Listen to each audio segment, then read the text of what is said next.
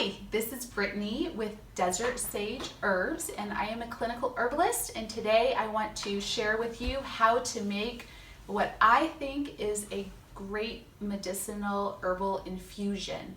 An herbal infusion is different than a tisane that we do like a black tea with or a green tea where we use smaller amounts and steep it for less time. So today what we're going to do is I'm going to give you 5 easy steps to make your herbal teas more medicinal and more therapeutic for conditions that you're working on.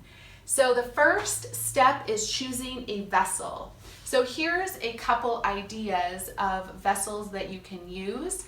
We have a French press, which is by far my favorite. I think I have 3 of them at home. And then we have fun little cups with strainers actually in there, or little teapots. And as you notice, they all have a lid. So if you do not have something like this, just make sure you have a plate for your cup. And then also a tea ball, and as you can see, I like to use a bigger tea ball so that the herbs have plenty of room to expand. The easiest way, or most people have, is an old mason jar, and most people have a strainer in their home too, so you can use also this way too. We already have boiled our water. So this is hot water, but we're not sticking it in the actual boiling water. And this is a smaller press since we're going to do a deep relaxation tea that usually we only drink about 1 cup at night. And what we will do is then choose how much tea that we want to use. And for a more therapeutic tea, we're going to use about 1 tablespoon per cup. So that's a tablespoon, not a teaspoon. A tablespoon is going to be a more therapeutic amount. Now in a tea bag, there's usually about 1 teaspoon. So if you're using tea bags, try 3 tea bags at night, and you might get more therapeutic value if you're trying to do some sleepy time herbs.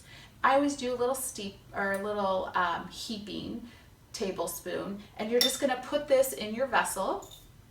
Now this is about 3 cups, so if I'm going to make 3 cups worth for my family, I'm going to put 3 nice heaping tablespoons in. Step number 4 is going to be pouring the water over the herbs.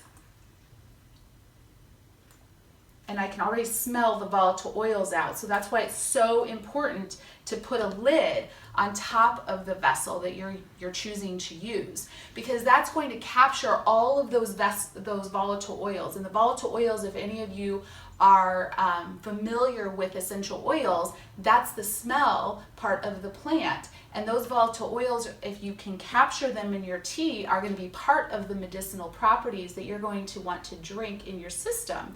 So if you leave it open, all those little volatiles are going to fly around, and you're going to lose part of the medicinal properties of your herbal tea. A good idea to letting your tea sit is at least 20 minutes. There's always for other teas, maybe longer.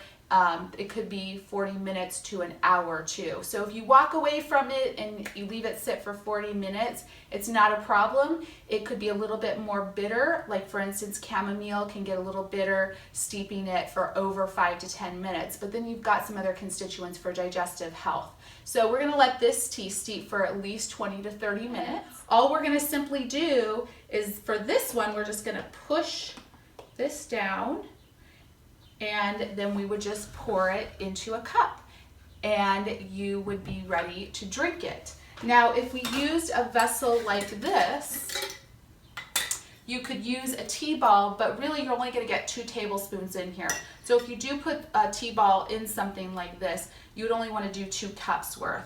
Usually I like to do the actual herb in here and just let it float around, just like we let this circulate. And then I have another jar, and you could put your strainer on top of here and just pour it right through. And you could pour out a cup, put your lid on, and you could save the rest for later. I wanted to share with you a couple other little tips. Is that you can store your herbs or your tea that's already prepared in the fridge for up to 3 days worth. After that, I would discard it because there potentially could be the beginnings of some bacteria growing.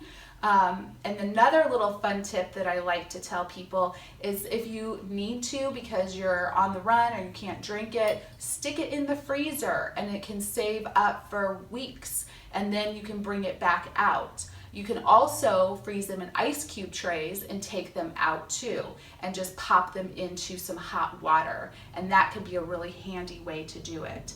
If you're going to sweeten your tea, I like to recommend either some nice raw local honey or actually the stevia leaf. I prefer that over the more prepared stevia. I find it a less bitter, but this is very, very concentrated, so do it gingerly. But it is a wonderful way to kind of get a little sweetness in your tea without messing with blood sugar issues. So I hope you liked my 5 steps to making a more therapeutic herbal tea, and I hope you will enjoy your teas and how much more medicinal value you're going to get.